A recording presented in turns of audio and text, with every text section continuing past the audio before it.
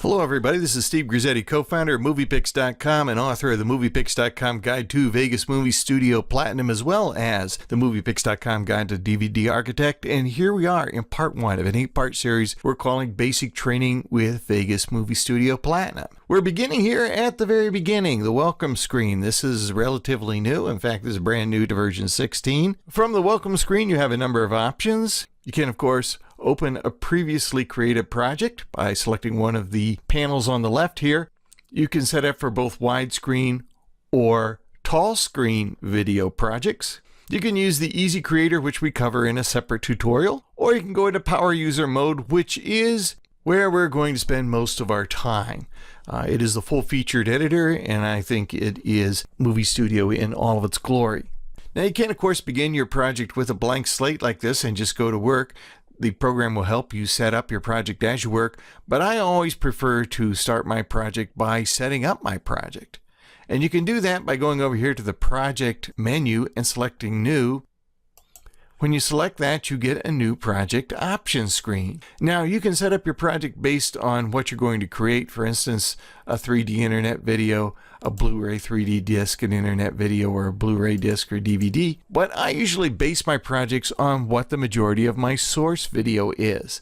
Most high-definition source video is going to come from this option here, AVCHD video. There's HDV, that's for tape-based, for the most part, for tape-based high-definition video. And there's DV, which is for standard definition video. That would be coming from a mini DV camcorder. But also under the HDV settings are options for setting up your video for 4K. That's what 3840 by 2160 is. Now, if you have no idea what your source video is, the program will help you out. If you select Match Media Settings, you can browse to your video, and we can select a sample of what we're going to use as our source video, just like this. Click Open, and the program is going to create a project for you based on those media settings. It's going to do that automatically. It's a very nice feature. Now, you don't have to name your project at the beginning. I usually do, though, because then you can take advantage of the project management system here that's built into the program. So I'm going to call this one Florida. And we'll go ahead and let it save it to a subfolder here under my Movie Studio Platinum projects in my Documents folder. And if you select the option here to manage your project files, the program is automatically going to create a subfolder named after your project where it's going to put all of your preview files, all of the work files it uses to create your video project. It's going to be all in one nice, neat folder. And not only is that just good housekeeping, but it makes it easy to clean off your project when you're done with your project and ready to move on. When all that's done, click OK, and you're ready to begin.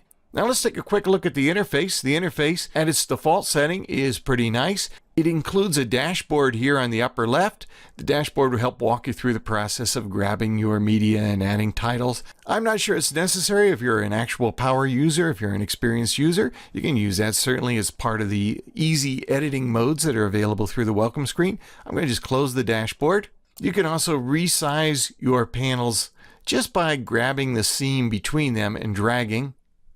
And you can resize your tracks just by dragging on the seam between them too. Once you've come up with a look that you like for your workspace, you can save it. You can go over here to the View menu, and if you select Windows Layouts, you can save your layout. So we can create a layout here called Steve's Layout.